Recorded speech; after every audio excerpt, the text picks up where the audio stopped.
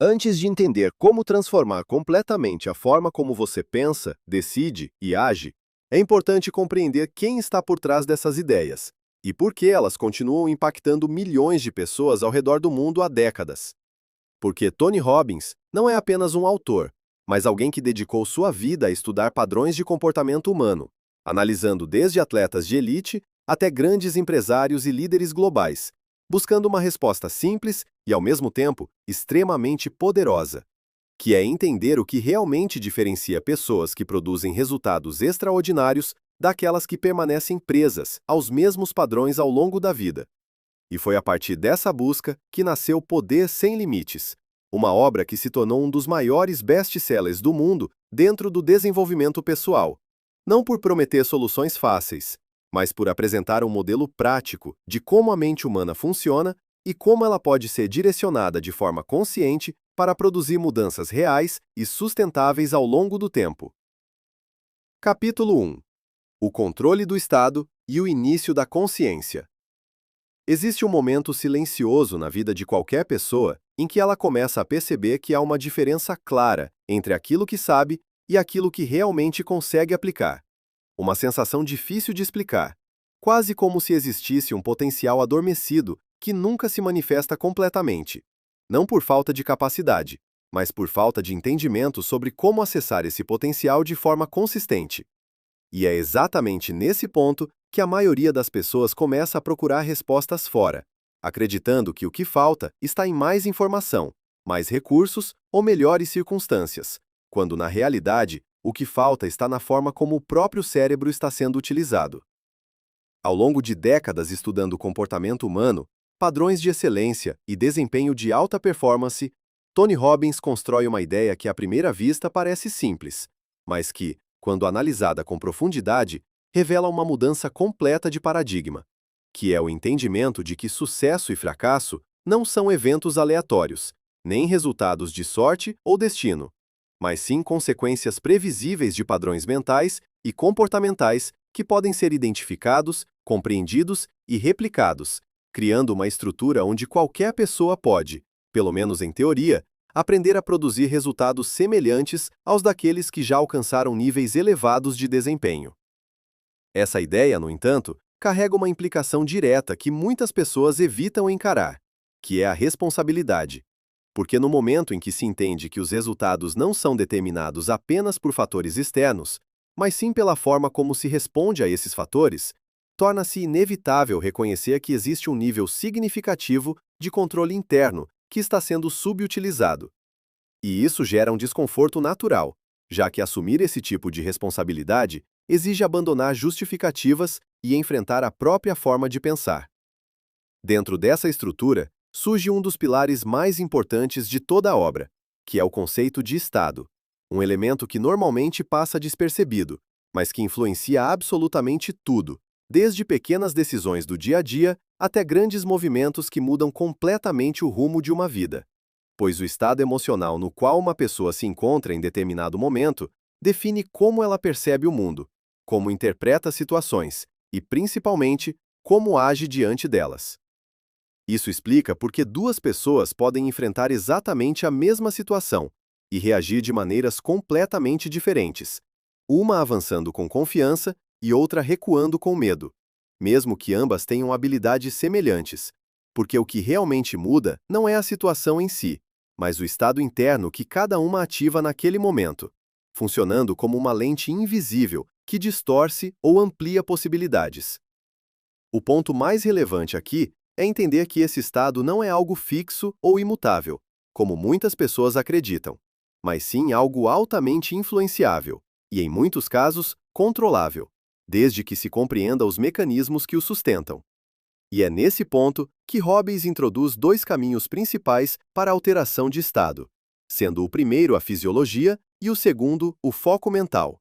Dois elementos que operam em conjunto e que, quando utilizados de forma consciente, permitem mudanças rápidas e consistentes na forma como a realidade é experimentada. A fisiologia, nesse contexto, deixa de ser apenas uma consequência das emoções e passa a ser uma das suas principais causas,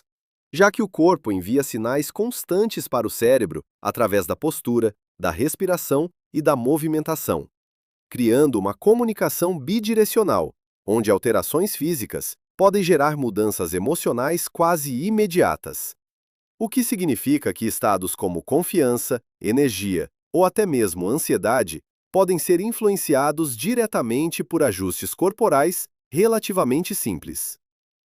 Existe uma observação interessante nesse ponto que Robbins frequentemente reforça ao analisar pessoas de alta performance,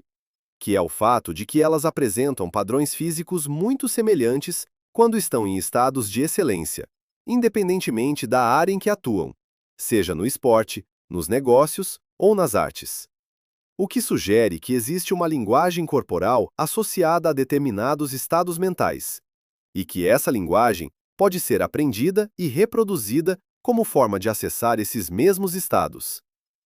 Mas a fisiologia, por si só, não sustenta a mudança quando o padrão mental permanece o mesmo. E é por isso que o segundo caminho, o foco, se torna igualmente importante,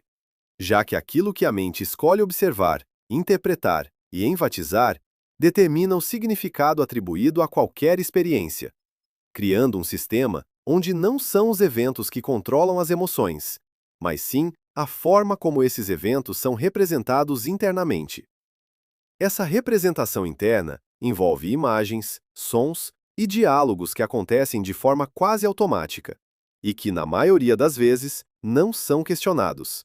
criando interpretações que parecem naturais, mas que, na verdade, são construções mentais, baseadas em experiências anteriores e crenças já estabelecidas, o que faz com que a pessoa reaja não à realidade em si, mas à versão que criou dessa realidade. E é exatamente aqui que entra um dos conceitos mais poderosos de todo o livro, que é o entendimento de que crenças não são fatos, mas sim sentimentos de certeza sobre algo. E essa distinção muda completamente a forma como se enxerga limitações,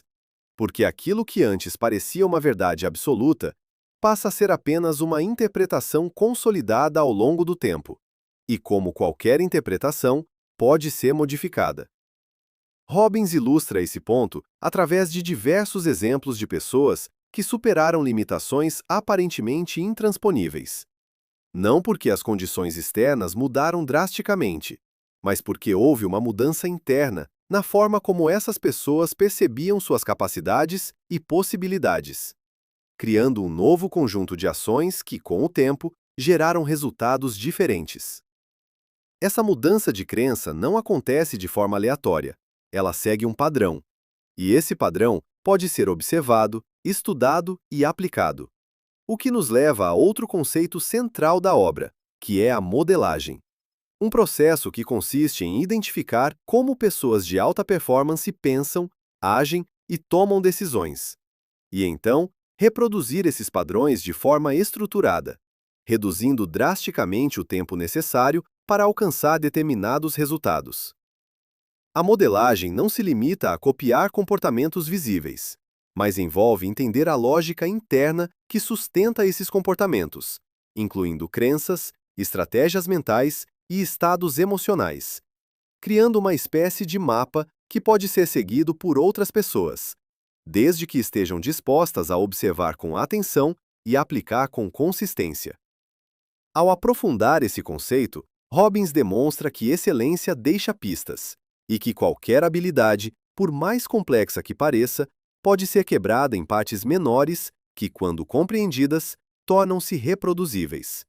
O que elimina a ideia de talento como algo exclusivo e reforça a noção de que desempenho é, em grande parte, resultado de padrões aprendidos. Outro elemento que se conecta diretamente com esse processo é a comunicação, especialmente a comunicação interna, já que a forma como uma pessoa conversa consigo mesma influencia diretamente seu estado emocional e sua capacidade de agir, criando um ciclo onde pensamentos geram emoções, emoções geram ações e ações reforçam os pensamentos iniciais. Esse diálogo interno é fortemente influenciado pelas perguntas que a pessoa faz a si mesma.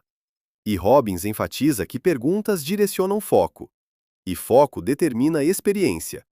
O que significa que mudar as perguntas pode alterar completamente a forma como uma situação é percebida e, consequentemente, como será enfrentada. Quando uma pessoa se pergunta constantemente por que algo não funciona, o cérebro tende a buscar justificativas que reforcem essa ideia, enquanto perguntas voltadas para a solução direcionam a mente para possibilidades e alternativas, criando um padrão mais produtivo de pensamento que favorece a ação. Esse mesmo princípio se aplica à comunicação com outras pessoas, onde a capacidade de adaptação se torna um diferencial significativo, já que indivíduos mais influentes não são necessariamente aqueles que falam mais, mas aqueles que conseguem entender o modelo de mundo do outro e ajustar sua comunicação de acordo com esse modelo, criando conexão e facilitando o entendimento. À medida que esses elementos se integram, começa a surgir uma visão mais clara de como o comportamento humano pode ser direcionado de forma consciente, não através de força de vontade isolada, mas através de um sistema estruturado que envolve fisiologia, foco, crenças, linguagem e ação, todos trabalhando juntos para produzir resultados consistentes ao longo do tempo. E dentro desse sistema, talvez o elemento mais subestimado seja a consistência, porque não são ações isoladas que definem resultados, mas sim padrões repetidos, ajustados e refinados continuamente, criando um efeito acumulativo, que muitas vezes só se torna visível após um período significativo de aplicação. Capítulo 2. Reprogramando a mente e quebrando padrões. À medida que se aprofunda na compreensão desses padrões que governam comportamento, percepção e tomada de decisão, começa a surgir uma constatação inevitável de que aquilo que a maioria das pessoas chama de realidade é, na prática, uma interpretação altamente personalizada, construída a partir de filtros internos, o que significa que dois indivíduos podem habitar o mesmo ambiente, viver eventos semelhantes e ainda assim desenvolver experiências completamente diferentes, não por causa do mundo em si, mas por causa da maneira como esse mundo é processado internamente. Esse processamento não acontece de forma consciente na maior parte do tempo. Ele é automático, guiado por padrões que foram sendo formados ao longo da vida, muitas vezes ainda na infância, através de experiências repetidas, associações emocionais e generalizações que acabam se transformando em regras internas, criando uma espécie de sistema operacional invisível que orienta comportamentos sem que haja necessidade de reflexão constante,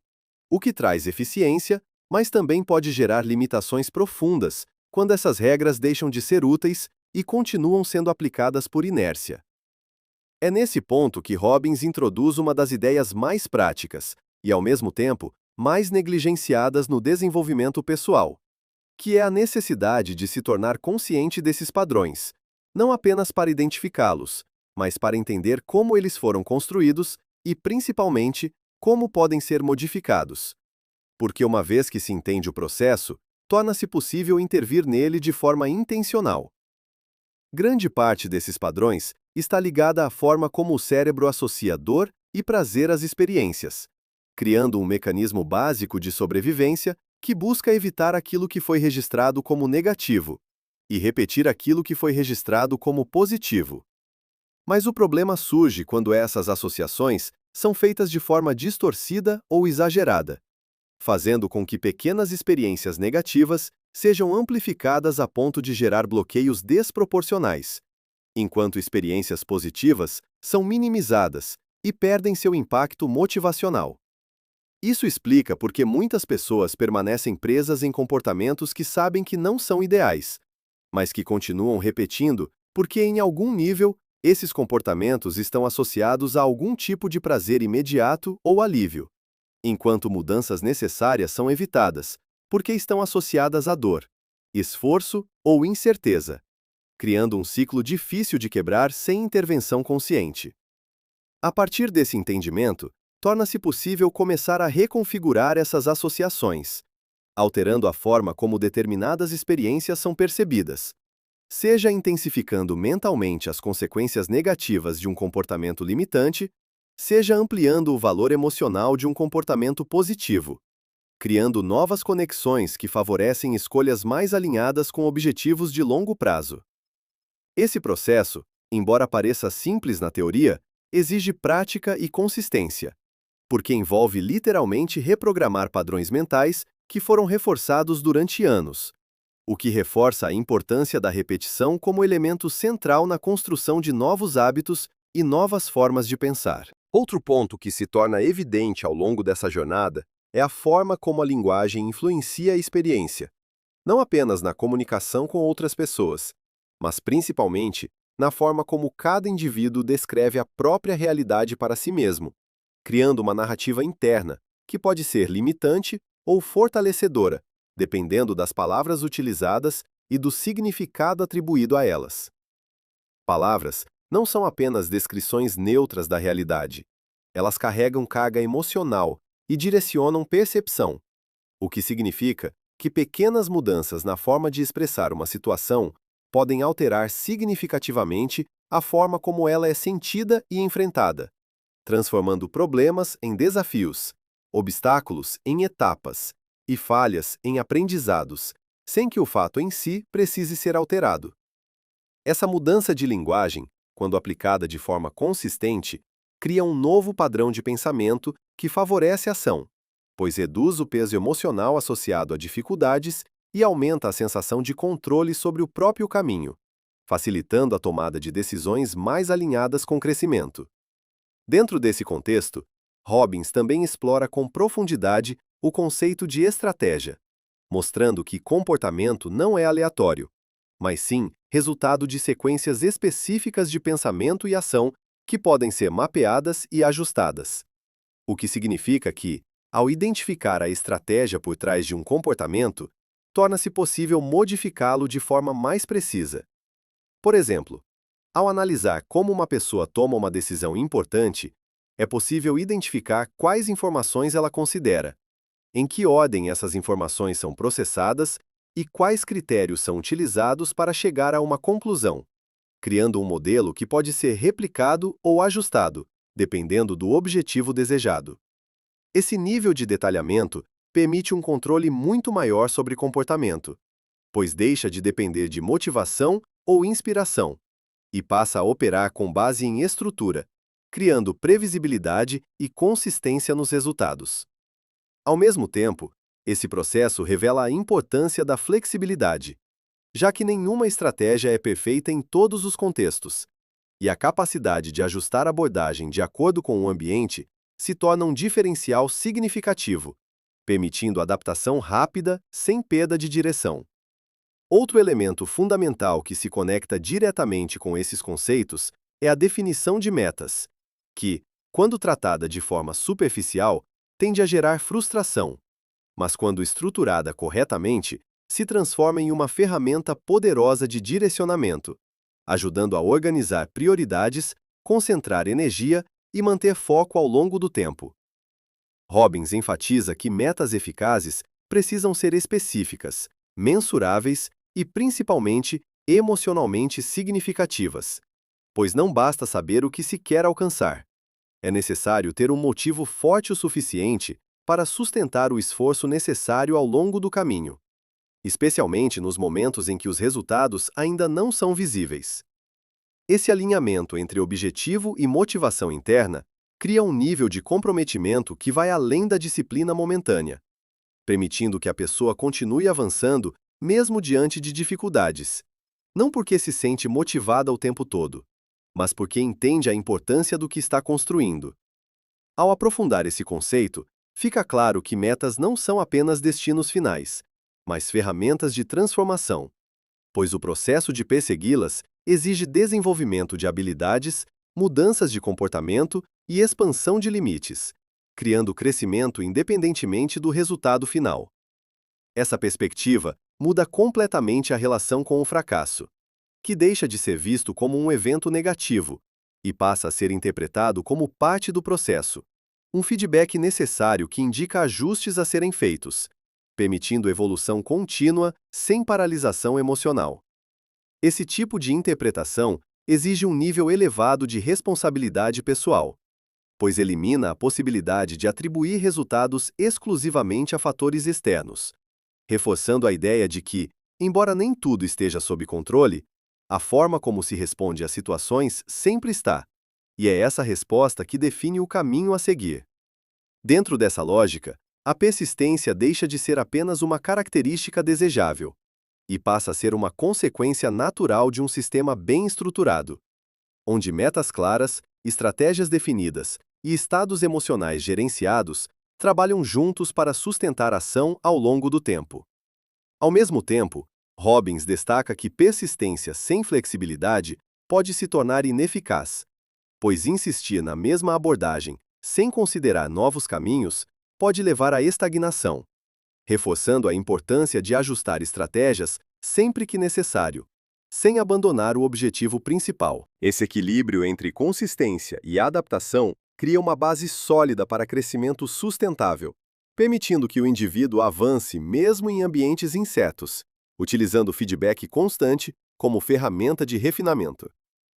Outro aspecto relevante que emerge desse conjunto de conceitos é a influência do ambiente social, que muitas vezes é subestimada, mas exerce um impacto significativo sobre comportamento e percepção, já que as pessoas ao redor reforçam padrões, validam crenças e influenciam decisões de forma direta ou indireta. Estar cercado por indivíduos que possuem padrões elevados tende a elevar automaticamente o próprio padrão, enquanto ambientes limitantes podem reforçar comportamentos que dificultam crescimento, criando a necessidade de uma escolha consciente sobre com quem se convive e quais influências são permitidas.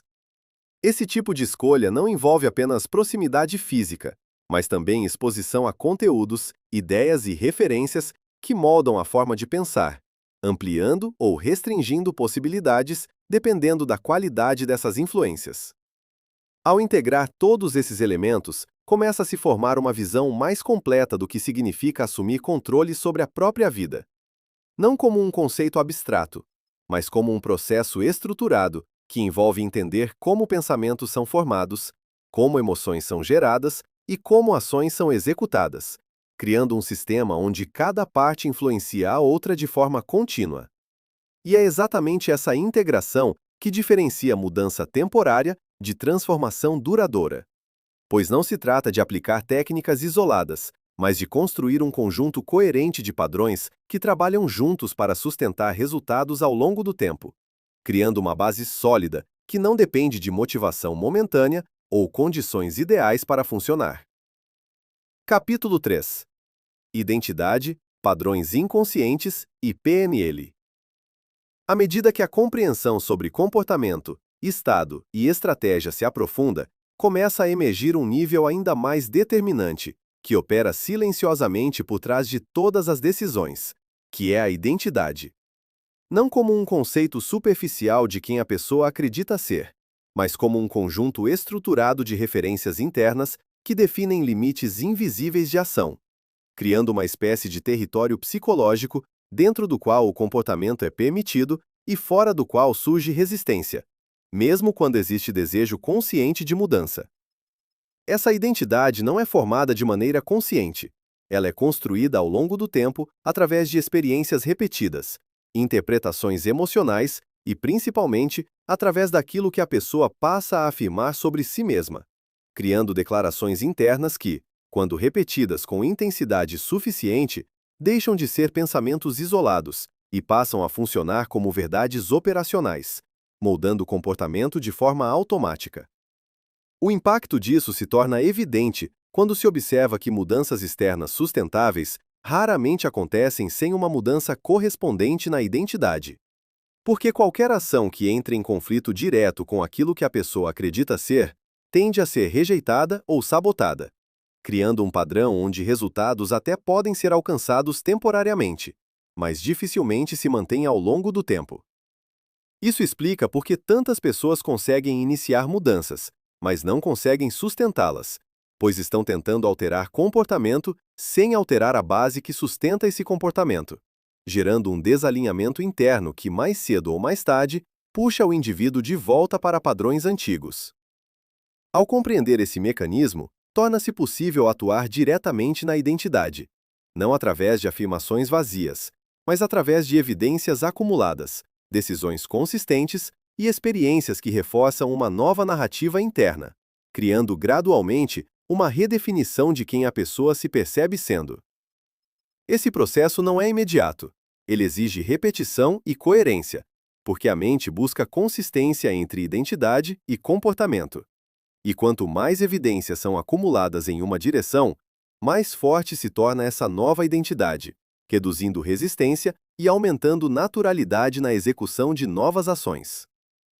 Dentro desse nível mais profundo, Robbins introduz com mais clareza os princípios da programação neurolinguística, que não se apresenta como uma teoria abstrata, mas como um conjunto de ferramentas práticas para entender como pensamentos são estruturados e como podem ser reorganizados de forma estratégica para produzir resultados diferentes. Um dos princípios centrais dessa abordagem é a ideia de que a experiência subjetiva é construída através de representações internas, que envolvem imagens mentais, sons e sensações, organizadas em padrões específicos que determinam intensidade emocional e significado atribuído a cada situação.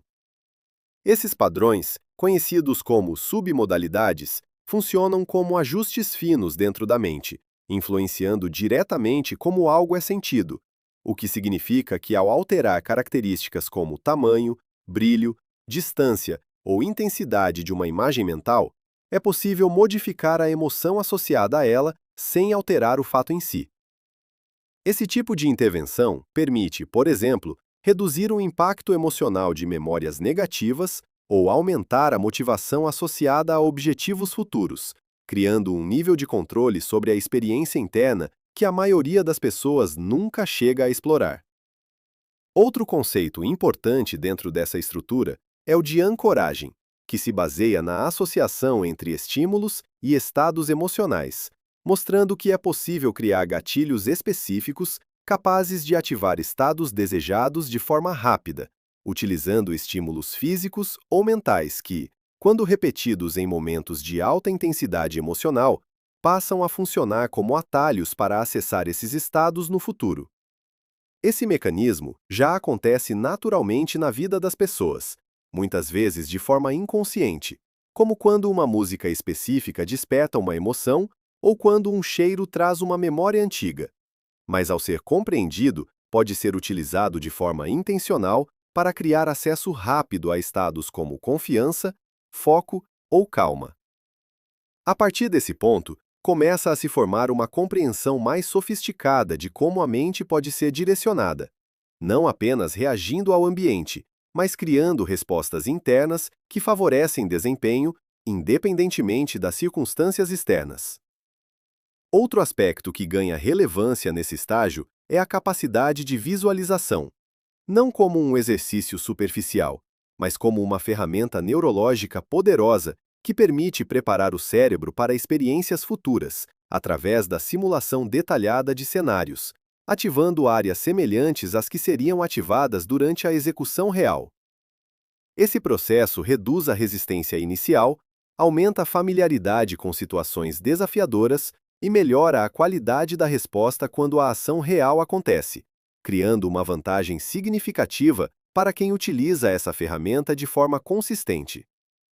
Ao mesmo tempo, a visualização também pode ser utilizada para revisar experiências passadas, reorganizando a forma como são armazenadas e reduzindo o impacto emocional de eventos negativos, permitindo que o indivíduo avance sem carregar o peso de interpretações limitantes.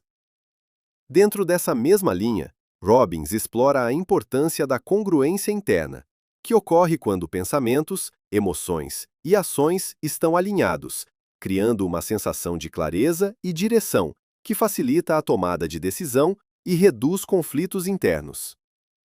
Quando há incongruência, ou seja, quando diferentes partes do sistema interno estão em desacordo, surgem dúvidas, procrastinação e resistência, indicando a necessidade de ajustar crenças, valores ou objetivos para restaurar esse alinhamento.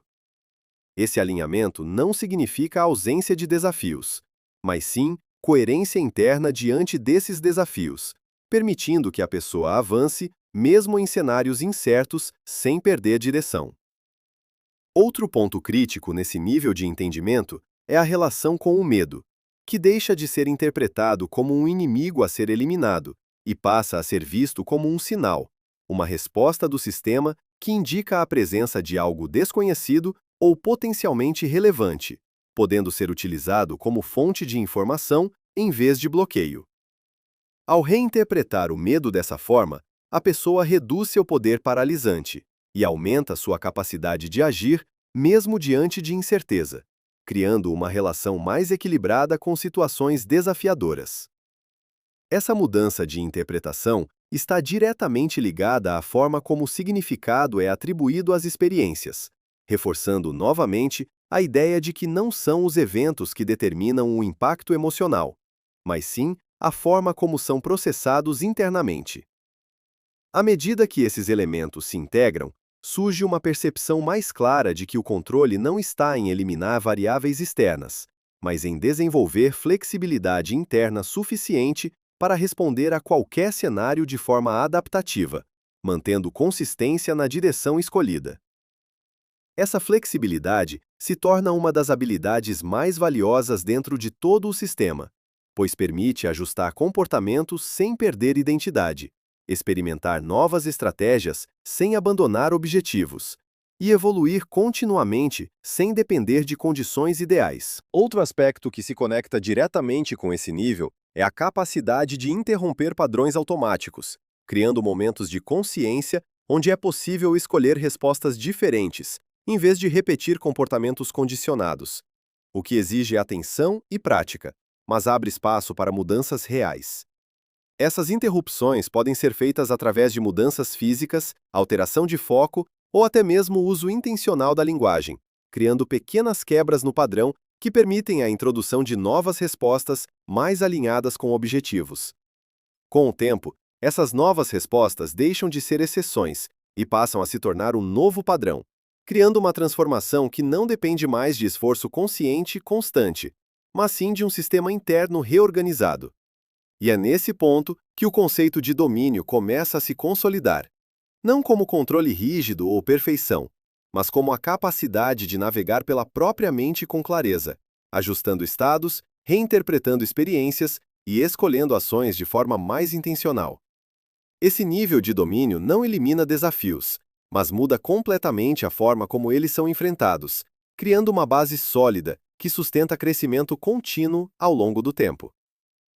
Capítulo 4. Integração, disciplina e domínio pessoal.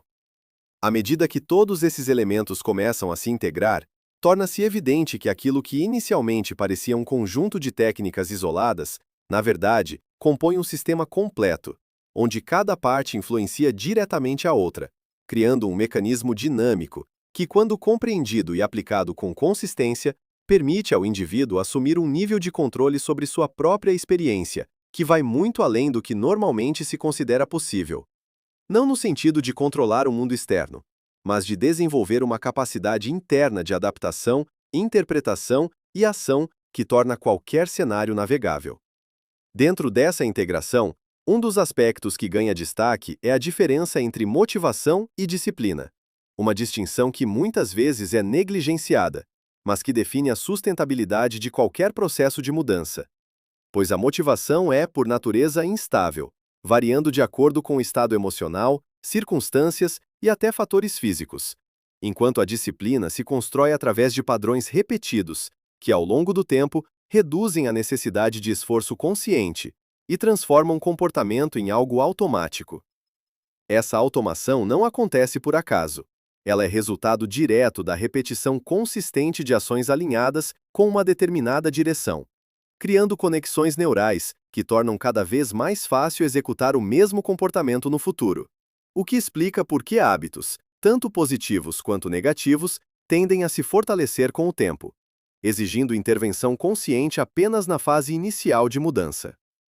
Esse entendimento muda completamente a forma como se encara o esforço, pois deixa de ser visto como algo que precisa ser sustentado indefinidamente, e passa a ser compreendido como uma fase de transição necessária até que o novo padrão esteja suficientemente consolidado para operar de forma automática. Ao mesmo tempo, surge a necessidade de alinhar esse processo com um propósito mais amplo, já que objetivos isolados, por mais bem definidos que sejam, podem perder força ao longo do tempo quando não estão conectados a algo que transcende resultados imediatos, criando uma motivação mais profunda que sustenta a ação mesmo em momentos onde o retorno não é visível. Esse propósito não precisa ser grandioso no sentido tradicional, mas precisa ser significativo o suficiente para justificar o investimento de tempo, energia e atenção ao longo de um período prolongado, criando uma razão interna que vai além de recompensas externas e que sustenta a consistência mesmo diante de desafios. Dentro dessa lógica, o conceito de contribuição começa a surgir como uma extensão natural do desenvolvimento pessoal, não como uma obrigação, mas como um resultado inevitável de quem alcança um certo nível de domínio interno, pois ao expandir suas próprias capacidades, o indivíduo passa a influenciar o ambiente ao seu redor, seja através de exemplos, decisões ou impacto direto na vida de outras pessoas. Esse movimento cria um ciclo onde crescimento individual e impacto coletivo se alimentam mutuamente, ampliando o alcance das ações e reforçando a importância de utilizar o próprio desenvolvimento, não apenas como um fim, mas como um meio de gerar valor. Outro ponto que se torna evidente nesse estágio é a importância da consistência ao longo do tempo. Não como repetição mecânica, mas como alinhamento contínuo entre intenção, ação e ajuste, criando um processo de evolução progressiva onde cada pequena melhoria se acumula e gera resultados que, isoladamente, poderiam parecer insignificantes, mas que, ao longo do tempo, produzem transformações significativas. Esse efeito acumulativo é frequentemente subestimado, porque seus resultados não são imediatos, mas é exatamente essa característica que o torna poderoso, pois cria mudanças estruturais que se sustentam e se expandem de forma orgânica, sem depender de picos de esforço ou momentos isolados de alta performance. Ao mesmo tempo, essa jornada exige a capacidade de lidar com períodos onde o progresso não é evidente, mantendo consistência mesmo na ausência de feedback imediato, o que reforça a importância de confiar no processo e continuar executando ações alinhadas com a direção escolhida. Esse tipo de confiança não é cega. Ela se baseia na compreensão do sistema, no entendimento de que resultados são consequência de padrões repetidos e que, mesmo quando não são visíveis, estão sendo construídos internamente, preparando o terreno para manifestações externas futuras. Outro elemento que se conecta diretamente com essa fase é a capacidade de revisar e ajustar constantemente, evitando tanto a rigidez excessiva quanto a dispersão, criando um equilíbrio onde existe direção clara, mas também abertura para a adaptação, permitindo evolução contínua sem perda de foco. Essa adaptação constante exige atenção ao feedback, não apenas externo, mas interno, observando estados emocionais, padrões de pensamento e respostas comportamentais como indicadores de alinhamento ou necessidade de ajuste, transformando cada experiência em uma fonte de aprendizado. Com o tempo, esse nível de consciência cria uma relação diferente com a própria mente, onde pensamentos deixam de ser aceitos automaticamente e passam a ser observados, avaliados e, quando necessário, redirecionados, criando um espaço entre estímulo e resposta, que permite escolhas mais alinhadas com objetivos de longo prazo. Esse espaço é, talvez, um dos maiores indicadores de desenvolvimento, pois representa a capacidade de interromper padrões automáticos e agir de forma intencional, mesmo quando a resposta imediata seria outra, criando um nível de autonomia que não depende de circunstâncias externas. À medida que essa autonomia se fortalece, a necessidade de validação externa tende a diminuir, pois o indivíduo passa a operar com base em critérios internos mais claros, reduzindo a influência de opiniões externas que não estejam alinhadas com seus objetivos e valores. Esse processo não implica isolamento, mas sim discernimento, permitindo que influências externas sejam avaliadas de forma mais crítica, mantendo aquelas que agregam valor e descartando aquelas que limitam crescimento. Dentro desse contexto, a noção de sucesso também começa a se transformar, deixando de ser apenas um conjunto de resultados externos e passando a incluir a qualidade da experiência interna, criando uma definição mais equilibrada que considera não apenas o que se conquista, mas como se vive durante esse processo. Essa mudança de perspectiva reduz a dependência de resultados específicos para gerar satisfação, permitindo que o próprio caminho se torne parte relevante da experiência, o que aumenta a sustentabilidade do processo e reduz o risco de frustração constante. Ao integrar todos esses elementos, torna-se possível compreender que o verdadeiro diferencial não está em técnicas isoladas, mas na capacidade de construir um sistema interno coerente, onde pensamento, emoção e ação trabalham juntos em direção a uma mesma direção, criando consistência, clareza e adaptação ao longo do tempo. Esse sistema não elimina desafios, mas altera completamente a forma como eles são enfrentados, transformando obstáculos em pontos de ajuste, incertezas em oportunidades de aprendizado e erros em parte natural do processo de evolução. E é nesse ponto que o conceito de poder sem limites começa a fazer sentido em sua forma mais prática. Não como a ausência de limites absolutos, mas como a capacidade de expandi-los continuamente, através de compreensão, prática e adaptação, criando uma trajetória onde o crescimento não depende de condições ideais, mas da forma como se responde às condições disponíveis. Essa resposta, quando construída de forma consciente, cria uma base sólida que sustenta resultados ao longo do tempo, permitindo evolução contínua sem necessidade de reinvenção constante. Pois o sistema interno já está estruturado para aprender, ajustar e avançar. E ao final de todo esse processo, o que permanece não é apenas um conjunto de técnicas ou estratégias, mas uma nova forma de perceber a própria capacidade, uma compreensão mais clara de como pensamentos se transformam em ações e de como ações se transformam em resultados, criando um ciclo onde cada elemento reforça o outro de maneira progressiva. Essa compreensão não encerra a jornada,